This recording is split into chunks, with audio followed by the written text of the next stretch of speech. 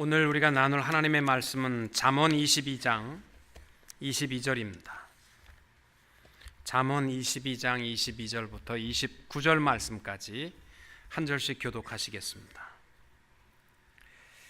약한 자를 그가 약하다고 탈취하지 말며 곤고한 자를 성문에서 압제하지 말라.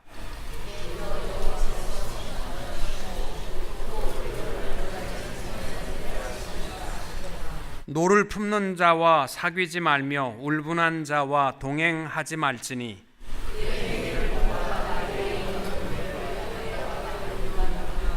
너는 사람과 더불어 손을 잡지 말며 남의 빚에 보증을 서지 말라.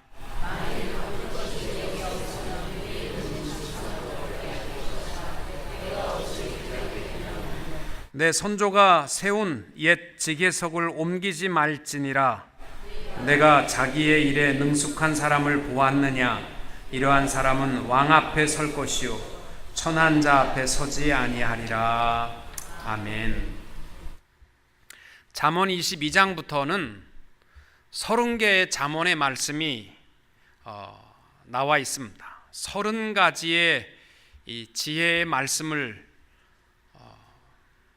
하나하나 우리가 점검해 보는 것은 우리가 이 땅을 지혜롭게 살아가는 축복의 말씀이 될 것입니다.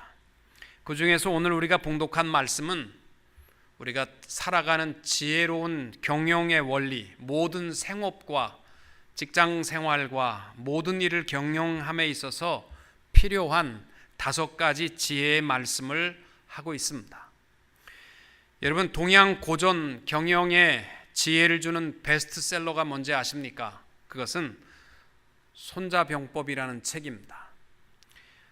손자병법은 원래 이 군사적 목적으로 쓰여진 책이지만 기업이나 경영에 있어서도 굉장히 인기가 있고 인용되는 책입니다. 그 유명한 우리나라 사람이라면 다 알고 있는 지피지기면 백전백승이라는 거, 백전불태라. 적을 알고 나를 알면 100번 싸워도 지지 않는다는 것입니다. 이게 손자병법의 이야기입니다. 우리가 잘 아는 이 워렌 버핏도 또 빌 게이츠도 이 손자병법을 읽고 많은 감명과 도움을 받았다라고 합니다. 또 우리나라와 일본 기업이 가장 존경하는 경영자는 마쓰시타 전기산업, 현재 파나소닉의 창업자이며 경영의 신이라고 불리우는 마쓰시다 고노스케라는 사람입니다. 그는 원래 초등학교도 제대로 못 마치고 9살 때부터 돈벌이에 나갔던 불우한 아이였습니다. 30살이 안 돼서 부모 형제를 다 잃었습니다. 그리고 결혼을 했지만 자기의 아들도 먼저 떠나보내는 불행을 경험했습니다. 그의 유명한 이야기는 그의 이런 고난들이 오히려 축복으로 여기고 성공을 이룰 수 있었다라고 말합니다. 그는 은퇴한 후에 더 많은 재산을 모으려고 하지 않고 자선 사업이나 교육이나 인간의 본성을 탐구하는 철학에 심취하여 살았습니다. 그가 인생에 있어서 지혜로운 경영의 10가지 원리를 얘기했는데 다 말씀을 드릴 수는 없지만 그 첫 번째가 뭔지 아십니까? 똑똑한 사람이 성공하는 것은 아니다라는 것입니다. 똑똑한 사람은 똑똑하기 때문에 실패한다는 겁니다. 왜냐하면 많은 사람들보다 똑똑하기 때문에 비판부터 한다는 겁니다. 바보 같다 싶은 사람들이 열심히 일하게 되고 어떠한 이야기에도 흔들림이 없다는 것이죠. 그리고 다른 사람이 눈에는 시시하게 보이는 것이지만 그는 소중히 여기는 약간 모자른 듯한 사람이 온 힘을 다해서 주어진 일을 감당하기 때문에 승리할 수 있다는 겁니다. 좋은 이야기입니다. 그러한 여러 가지 이야기 가운데 또 하나가 뭐냐면 넓게 좀 보고 타인에게 길을 물어보라는 겁니다. 사람의 일은 생각대로 되어져 가는 것이 아니라는 것입니다. 누구나 고민할 때가 있고 근심할 때가 있고 방황할 때도 있고 또 결심해야만 하는 때도 있답니다. 될 대로 되라는 식으로 살아서도 안 되지만 이럴 때에는 자기 혼자라는 틀에 갇히지 말고 되도록이면 솔직하고 겸손하게 많은 사람들의 가르침을 구하고 귀를 기울이라는 것입니다. 그래서 좀 넓게 보고 타인에게 길을 물으면 길을 잃어버리는 법이 없다고 이야기합니다. 10가지를 다 제가 말씀을 못 드리지만 이 어찌 성경이 말씀하는 경영의 원리에 비교할 수 있겠습니까? 여러분, 손자병법 붙들고 살아봐야 인생의 참된 승리를 이룰 수 없습니다. 아름다운 경영의 원리는요, 성경은 간단합니다. 시편과 잠언에 보면 뭐냐면 내 모든 경영을 하나님 앞에 맡기라는 것이죠. 그러면 하나님께서 정오의 빛처럼 이루어 주실 줄로 믿습니다. 그래서 여러분들이 어떤 일을 하든지 간에 그 모든 하루의 경영과 일들을 하나님 앞에 맡기고 살아가느냐, 내가 짊어지고 살아가느냐 하는 것은 인생의 가치가 다른 겁니다. 맡기는 길은요, 기도밖에 없습니다. 여러분에게 주어진 모든 일들, 또 여러분의 자녀들까지도 여러분이 잘 키울 수 있으리라고 생각하십니까? 천만의 말씀입니다. 하나님이 역사하셔야 되고 하나님 앞에 맡길 때에 하나님께서 이루어 정오의 빛과 같이 사용하여 주실 줄로 믿습니다. 그리고 우리가 갖는 경영의 원리 중에 하나가 뭐냐면 맡은 자로 살아가는 겁니다. 다 하나님의 것입니다. 그리고 나는 청지기로 살아갑니다. 맡은 자에게 구할 것은 충성이니라. 성실로 먹을 거리를 삼을지어다.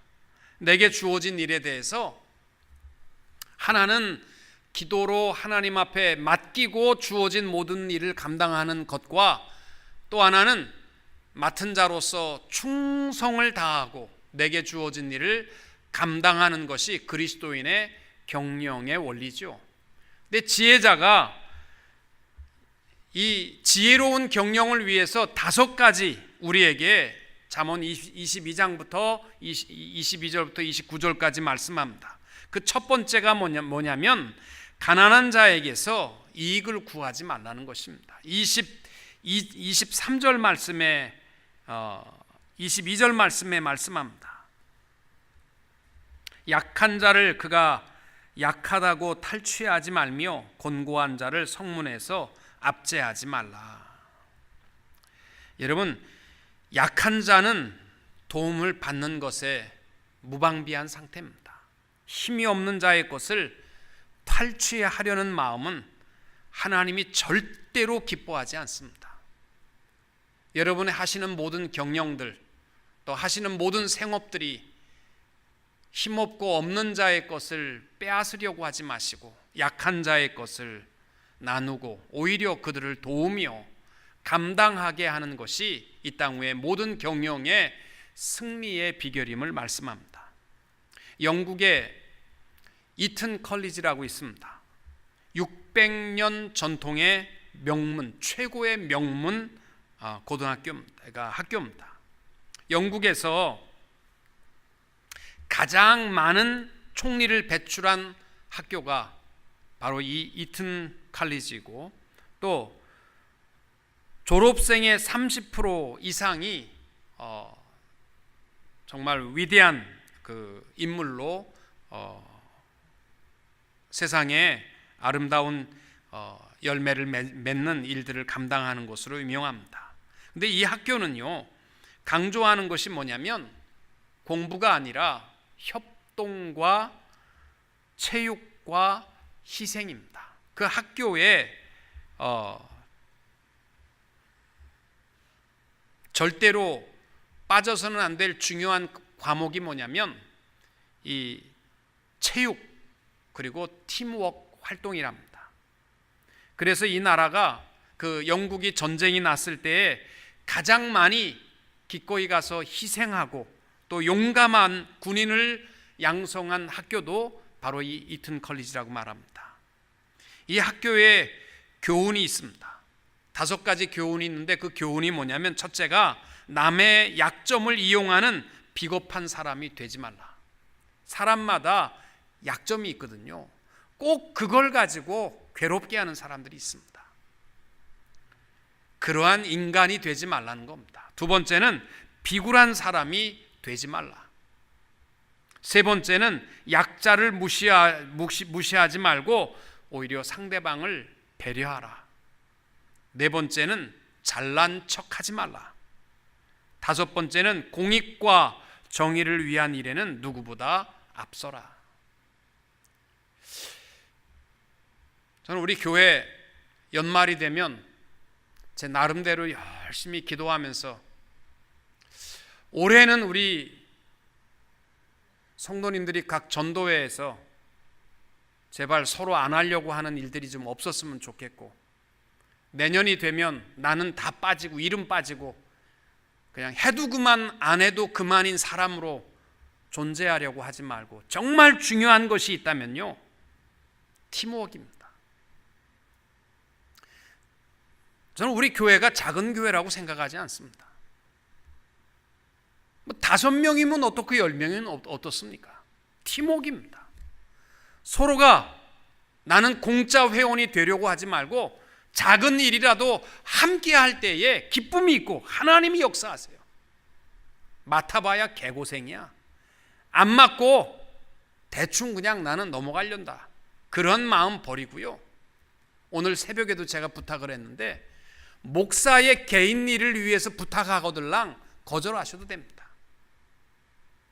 우리 부목사님들 지금 구역과 또 재직회, 내년도 활동을 위해서 기도하고 준비하고 있는데, 목사님 개인 가정을 위해서 도와달라고 하면 안 도와주셔도 괜찮습니다. 그러나 주의 피값으로 사신 몸된 교회를 위해서 섬겨 주십시오. 그러면 주님의 음성으로 듣고 좀 순종하고 함께 할 수 있게 되시기를 축복합니다. 아멘. 다시 한번 합시다. 우리 다 입 다물고 나는 아멘 안 했어요 그러지 마시고, 우리 교회, 주님의 피값으로 사신 몸된 교회를 위해서 내게 일을 부탁하거들랑 주의 음성으로 듣고 순종하는 성도님들이 되시기를 축복합니다. 그래도 안 하는 사람은 안 해. 내가 안 보는 것 같아도요, 다 보입니다. 어떤 사람은 아멘하고 입만 이렇게 하고 많은 사람도 있어요. 여러분, 승리는요, 함께함에 있습니다. 이게 지혜자가 주는 경영의 원리입니다. 예수님께서는 이 약하고 병든 자를 위해서 오셨고 죄인의 친구로 오셨다라고 되어 있습니다. 우리들도 승리하는 경영의 원리, 가난한 사람의 것을 구하려고 하지 맙시다. 2번째 경영의 원리는 뭐냐면, 노를 품는 자와 쉽게 화내는 사람과는 사귀지 말라는 겁니다. 24절 말씀, 노를 품는 자와 사귀지 말며 울분한 자와 동행하지 말지니 그의 행위를 본받아 내 영혼을 올무에 빠뜨릴까 두려움이니라. 여기서 말하는 이 울분한 자라는 말은 문자적으로 말하면 뜨거운 열기 있는 사람, 쉽게 화를 내고 소리치는 사람, 그런 사람하고는 사귀지 말라는 겁니다. 사귀면 같이 망한다는 거예요. 같이. 여러분, 분을 내는 사람이 얼마나 하나님이 싫어하는지 아십니까? 갈라디아서 5장 20절에 보면 이렇게 되어 있습니다. 우상 숭배와 술수와 원수를 맺는 것과 분쟁과 시기와 분냄과 당짓는 것과 불리함과 이단과 이러한 일을 행하는 자들은 하나님 나라를 유업으로 받지 못할 것이요. 아멘. 화 잘 내는 사람요, 하나님의 나라 유업으로 받지 못한답니다. 늘 얘기하지만 분노가 가져오는 결과는요, 치명적입니다. 심장병 위험을 수십 배 높이고 폐 기능의 장애를 초래한다는 겁니다. 이 염증을 유발하는 것이 면역 단백질의 혈중 수치라는 것인데, 이것이 화내는 사람들, 이것이 1, 2년 검사한 것이 아니라 오랜 기간 동안 수많은 사람들을 검사한 결과 이 부정적 감정, 분노를 잘 내는 사람은요, 이 면역 단백질의 혈중 수치가 엄청나게 높답니다. 이게 높다라는 말은 다른 말로 하면 심장병과 부정맥과 당뇨병의 원인이 된다라는 것입니다. 베드로전서 3장 10절에 이렇게 말씀합니다. 그러므로 생명을 사랑하고 좋은 날 보기를 원하는 자는 혀를 금하고 악한 말을 그치며 그 입술로 괴후를 말하지 말라. 경영의 두 번째 원리는요, 내 주위에 있는 사람들, 막 화내고 욕하고 하는 사람, 눈을 흘기고 하는 사람하고 가까이 지내지 마세요. 그 사람이 뭐 가졌다고 그래도 가까이 하지 마세요. 같이 망하는 수가 있습니다. 저도 우리 교회에 이렇게 제가 오랫동안 목회를 하다가 보니까 변함없는 분들이 있어요. 변함없이 화내는 사람 있고요, 변함없이 항상 모든 일에 함께하는 분들이 있습니다. 근데 제가 이렇게 보면 하나님께서 그러한 분들을 축복하시더라고요.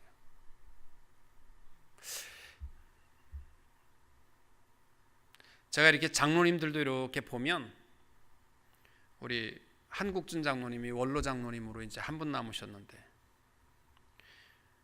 오래 사시는 분들은요, 온유한 분입니다. 저희 외삼촌이 지난주에 106세로 돌아가셨습니다. 여러분, 대단한 거 아닙니까? 106세. 그런데 제가 2년 전에 갔을 때도요, 저를 알아보시고 뭐 전혀 걷는데 지장 없으시고 너무너무 건강하게 사셨어요. 돌아가셨다고 하니까 제 마음이 굉장히 섭섭하더라고요. 저는 우리 외삼촌을 참 좋아했습니다. 저뿐만 아니라 형제들이 다 좋아했는데, 왜냐하면 우리 작은아버지나 큰아버지나 다른 집 가면 우리는 다 그냥 애야. 야, 밥 먹어라. 야, 오늘은 뭐 해라. 뭐 이러면서 다 명령인데, 우리 외삼촌은 그러는 법이 없습니다. 초등학교 1, 2학년도요 인격적으로 대해줘요. 참 인격적으로 대해주세요. 그리고 장로님이신데 자전거를 타고 가시다가 초등학교 1학년이 인사를 해도 타고 가다가 인사 받는 법이 없습니다. 꼭 자전거 세우고 내려서 인사를 받고, 그래 공부 열심히 해라, 그렇게 하고 가시는 분입니다. 제가 그런 혈통을 가지고 있는 사람입니다.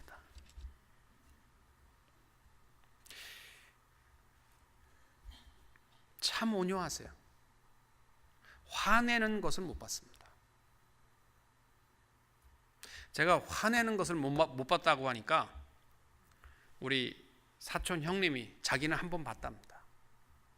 주일날 아침에 우리 할아버지랑 자고 있는데 할아버지가 숨을 안 쉬더래요.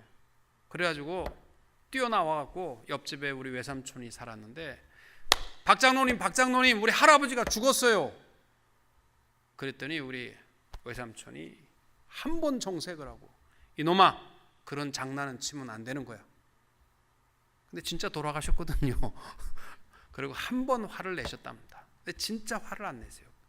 106세. 여러분, 106세 건강하게 사시기 원하시면 온유하십시오. 온유한 자가 땅을 차지하고 승리하게 되는 줄로 믿습니다. 여러분, 주위에 화내는 사람하고 가까이 살면요 수명이 팍팍 줄어듭니다.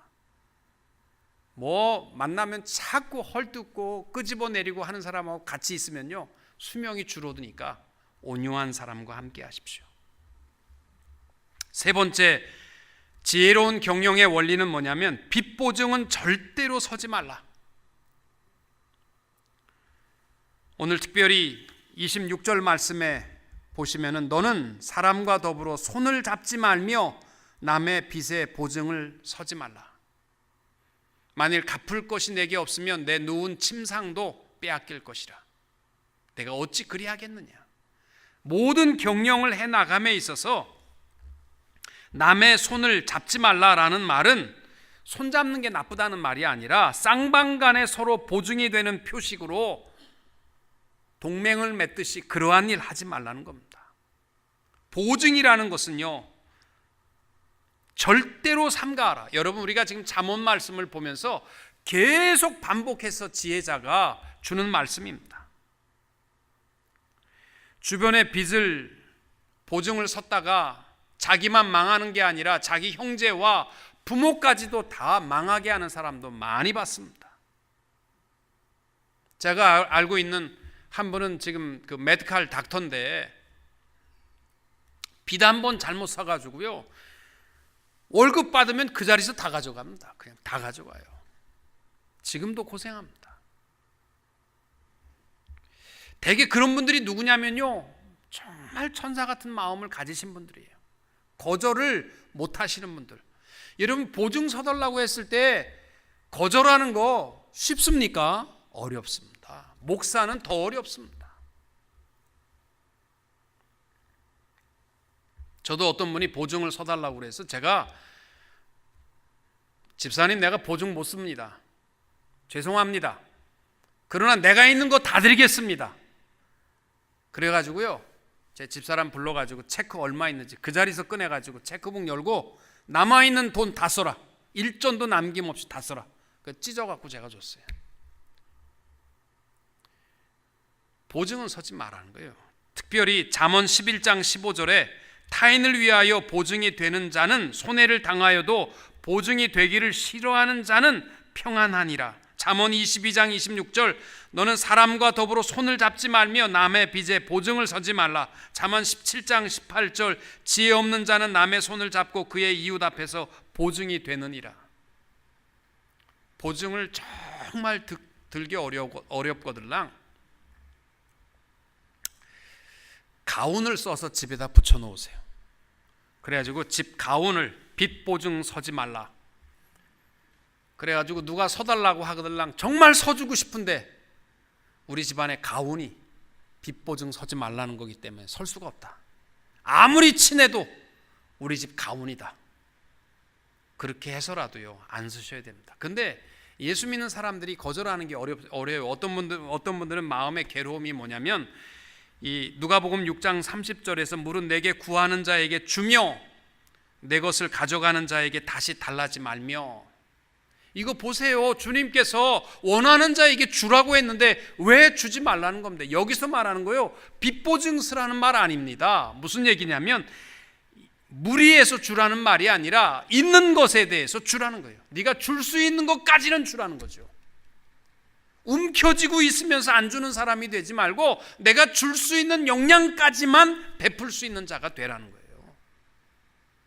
그거 헷갈리시면 안 됩니다. 감당도 안 되면서 보증 잘못 썼다가 큰일 납니다. 저는 우리 교회에서요, 누가 돈 빌려달라고 하거들랑 절대로 빌려줘서는 안 된다고 얘기합니다. 그냥 주세요. 빌려줬다가는 교회 나갑니다. 전도도 한 명 평생 못하면서 우리 교회 온 사람 왜 돈 빌려줘서 내쫓습니까? 누가 빌려달라고 하거들랑 그러세요. 나는 전도도 한 명 못하는데 우리 목사님이 교인 내쫓지 말라고 그래서 정말 빌려주고 싶은데 미안하다고 빌려줘서는 안 되는 겁니다. 주세요. 그냥 주시면 이게 그리스도인의 사랑입니다. 내가 능력 있는 데까지 주시면 되는 겁니다. 네 번째 경영의 원리는 이웃의 소유에 탐심을 갖지 말라는 것입니다. 28절 중요한 말입니다. 내 선조가 세운 옛 지게석을 옮기지 말지니라. 여러분, 지게석이라는 말이 뭔지 아십니까? 지게석이 뭐예요? 지게 짊어지는 돌입니까?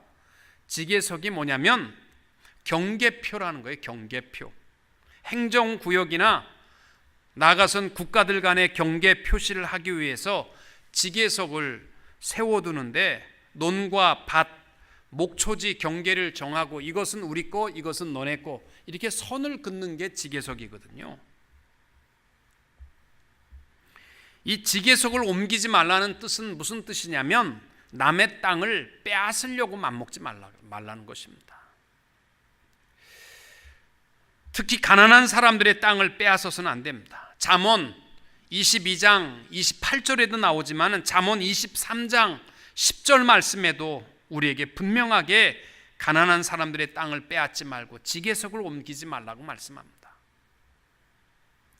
욥기 24장에도 보면 이런 말씀이 있습니다. 욥기 24장 2절 이하에 어떤 사람은 땅에 경계표를 옮기며 양떼를 빼앗아 기르며 고아와 나귀를 몰아가며 과부의 소를 볼모 잡으며 가난한 자를 길에서 몰아내나니 세상에서 학대받는 자가 다 스스로 숨는구나. 악한 행위 가운데 하나가 뭐냐면 남의 땅 차지하려고 하는 것입니다. 특별히 오늘 본문에서는요, 그냥 남의 땅을 탐내지 말라, 이 지계석을 옮기지 말라 이 말이 아니라 내 선조가 세운 옛 지계석을 옮기지 말라, 이게 중요한 뜻입니다. 우리 선조의 수고를 통해서 주어진 것이 이 옛 지계석이라는 뜻입니다. 여러분, 국가 간에 경계 표시가 있는 곳, 우리나라에도 여러분 한국 가시면은 38선이 있고 휴전선이 있고 DMZ이 이렇게 양쪽에 있습니다만은 그게 그냥 줄거놓고 한 거 아니잖아요. 그걸 긋기, 지계석이 세워지기까지는요 어마어마한, 여러분 생각해 보세요. 내 후손들에게 땅 한 평 더 주기 위해서 목숨 걸고 싸워서 세워진 것이 지계석이라는 거예요. 그렇지 않습니까? 여호수아서에 보면은요, 이스라엘 자손이 요단강을 건너기 전과 건넌 후에 가나안 땅을 나누게 되는데 여호수아가 얼마나 머리가 아픈지 몰라요. 우리 지파는 인구가 많은데 왜 이렇게 땅이 좁습니까? 왜 우리는 이렇게 배정된 땅이 척박한 산림 땅입니까?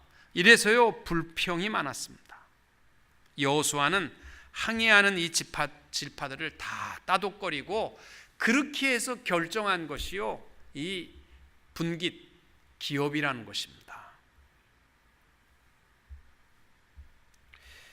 선조들이 세운, 내 선조가 세운 옛 지계석, 여러분 내 가정이나 또 내 나라나 이 모든 것이요 선조들이 피땀 흘려 이룬 축복의 땅인 것을 기억하고 지킬 수 있어야 됩니다.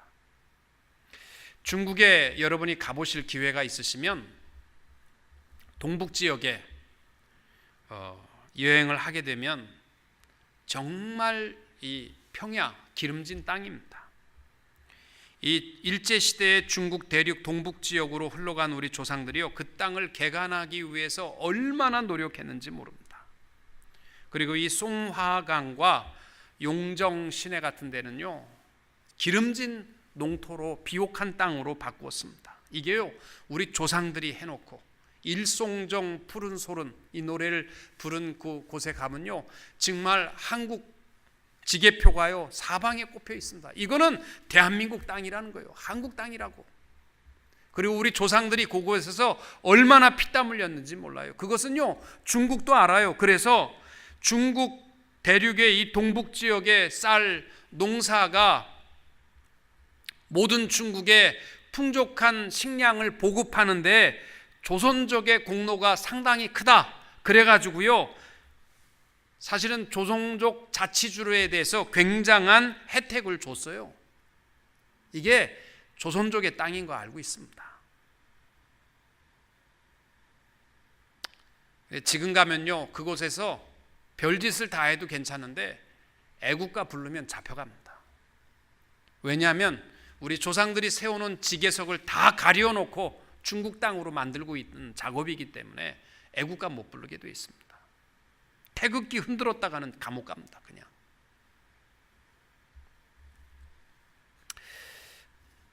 어쩌면 우리 조상들이 피땀 흘려 세운 그 황폐한 곳을 우리는 그 지계석을 지키지 못했습니다.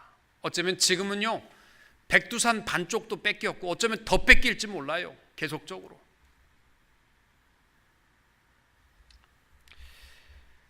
여러분, 우리의 믿음을 생각해 보십시오. 내게 주어진 이 믿음까지, 교회가 세워지기까지 그냥 세워진 줄로 생각하십니까? 수많은 신앙의 선조들의 순교와 피 흘림과 헌신을 통해서 내게 복음이 전하여졌고 내가 구원과 영원한 생명을 얻게 된 줄로 믿습니다. 내가 하나님의 자녀가 된 것까지는요, 우연히 내가 교회 지나가다가 들은 것이 아니라 수많은 순교와 헌신을 통해서 이루어진 것입니다. 그래서 순교자의 피는 교회의 씨앗이니라, 이런 말이 있습니다. 여러분, 교회, 우리 대흥교회도 그냥 세워진 거 아니에요. 이날이 있기까지요, 수많은 신앙의 선조들의 눈물과 희생과 헌신이 있었습니다. 그래서 저는 우리 교회 이 처음 시작하는 개척 멤버들이요, 너무너무 귀한 분들입니다. 어렵고 힘들 때 땀 흘려 주신 분들입니다. 선조가 이룩한 지계석을 우리가 지킬 수 있어야 됩니다. 이 열왕기상 21장에 보면 나봇이 아합왕이 뺏으려고 하는 자기의 포도원을 지키다가 모함으로 죽임을 당합니다. 그러나 오늘 지혜자가 우리에게 말씀하는 것은 옛 선조들이 세운 그 지계석을 지키고 남의 것도 빼앗으려고도 하지만 지키는 마음도 우리에게 필요합니다. 여러분, 옛날에 우리나라의 개성 상인들은요, 신용을 생명처럼 여긴 사람들이었습니다. 조상 대대로 개성에 있는 장사하는 사람들은 믿을만하다. 목숨을 걸고 그들은 신용을 지켰다고 합니다. 대를 물려서. 그래서 개성의 상인들을 뭐라고 불렀냐면 송상이라고 불렀다고 합니다. 왜냐하면 개성을 예전에는 송도라고 불렀기 때문에 송도의 상인들, 송상들은 믿을만하다. 이러한 신용을 대명사처럼 지켰다는 것이죠. 여러분, 한국교회가 지켜온 것이 있습니다. 어마어마한 부흥의 축복입니다. 외국 선교사들이 한국에 와서 복음을 전할 때 너무 복음의 부흥의 역사가 일어나니까 외국의 선교사들이 한 말이 있습니다. 모든 나라의 교회들이 한국 교회만 같이 부흥한다면 20세기 안에 전 세계가 기독교화 될 수 있다. 이만큼 한국 성도들이요, 복음을 전하는 일에 아름다운 전통을 지금까지 지켜왔습니다. 이제 우리가 지계석을 지키지 못하고 있습니다. 한국 교회가 심각하게 피폐해져 가고 있습니다. 왜? 물질 만능주의, 기복신앙, 이러한 것에 빠져서 조상적부터 지켜왔던 아름다운 전통을 우리는 잃어버리고 있습니다. 또 기도하는 교회, 이것이 한국 교회의 전통입니다. 전 세계 어디 가도요, 한국 교회가 있는 곳에는요, 새벽 기도가 있습니다. 미국 사람들 새벽 예배 없어요. 그런 거 없습니다. 빌리 그레함 목사님이 1950년대에 겨울에 한국 교회에 방문한 적이 있습니다. 그런데 한국 교회는 전통적으로 새벽에 예배가 있습니다. 그 추운 겨울에 자기도 못 일어날 만한데 나가보니까 그 추운데 많은 성도들이요, 예배당에 꽉 차 있는 거예요. 이거 오늘만 그러냐? 매일 그렇습니다. 우리는 새벽에 기도합니다. 교회 마루에 꿇어앉아 기도하는 모습을 보고요, 빌리 그레함 목사님이 충격을 받았습니다. 이게 한국 교회의 지계석입니다. 지금은 좀 살만하니까 다 기도 안 하려고 그래요. 하셔야 됩니다. 아름다운 지계석을 지켜야 하나님 영광 받으십니다. 또 앞으로 우리들도 우리 후손들을 위해서 아름다운 지계석을 남길 수 있어야 됩니다. 이민의 땅에서 여러분 자녀에게 뭘 주리라고 생각하십니까? 아름다운 신앙의 믿음의 지계석을 자녀들에게 줄 수 있어야 됩니다. 나는 이민 생활 속에 힘들고 어려워도 이렇게 믿음을 지켰고 교회를 지켰고 하나님을 사랑하며 살아왔다. 이 아름다운 믿음의 지계석을 우리 자녀에게 물려줄 수 있어야 합니다. 마지막 지혜자가 주는 경영의 원리는 자신의 사업에 부지런하고 최선을 다하는 것입니다. 사랑하는 성도 여러분, 오늘 하나님 앞에 내 조상적부터 내게 준 아름다운 지계석을 내가 지키고 있는가? 한국 교회에 주신 수많은 선조들의 피 흘림과 순교를 통해서 이루어진 아름다운 믿음의 지계석, 기도의 지계석을 우리 교회가 잊게 하옵소서. 그리고 우리 자손들에게 아름다운 믿음의 지계석을 남기게 하옵소서. 우리 다 하나님 앞에 이 아름다운 인생의 경영이 주 안에서 이루어지게 되시기를 주님의 이름으로 축원합니다.